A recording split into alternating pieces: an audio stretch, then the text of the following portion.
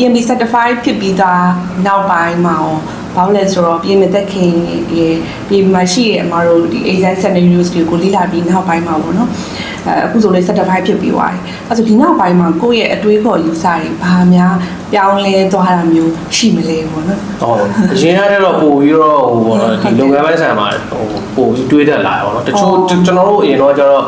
ဟိုကိုယ့်ရဲ့ directive data လို့ရှိရင်ဘာကြောင့်လုပ်တာလဲဘာကြောင့်လဲဆိုတော့အမြဲဟို doubt တွေနဲ့ပြန်ကြည့်တာပေါ့နော်ကိုရီးယားတော့ကျတော့ဒီ management ရဲ့သဘောပေါက်နားမလဲပေါ့ဘာကြောင့်လို့ဖြစ်တာလဲအခုနောက်ပိုင်းကျတော့လောက်ရတဲ့အကြောင်းရင်းတွေပို့ပြီးတော့နားလဲလာပို့နားလဲလာတော့ပို့ပြီးတော့လုပ်လဲဘာကြောင့်လုပ်တာလဲဆိုတော့အကြောင်းရင်းတွေပို့ပြီးတော့အဖြေရှာလာနိုင်တယ်ပို့ပြီးတော့ပြင်းပြဆန်ဆန်လုပ်လာနိုင်တယ်ပေါ့နော်ဒီကတော့ဟိုကိုယ့်ရဲ့စိတ်ပိုင်းဆိုင်ရာပေါ့နော်လုပ်ငန်းထဲမှာရှိစိတ်ပိုင်းဆိုင်ရာကိုမြင့်တင်ပေးလိုက်တဲ့ဟိုဒီကတော့ဒါမှဖြစ်မနေဟို management ရဲ့လို့မှမဟုတ်ဘူးပေါ့နော်ဒီ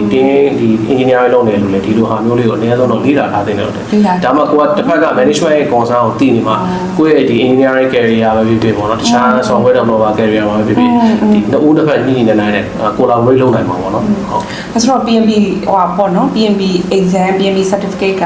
ကိုက leadership management လုပ်နေတာမှမဟုတ်ပဲနဲ့ဟိုတခြားတော့သူကနေပြီးတော့ engineering လုပ်နေတာပဲဖြစ်ဖြစ် design ဘိုင်းကိုလုပ်နေတာပဲဖြစ်ဖြစ်ပေါ့နော်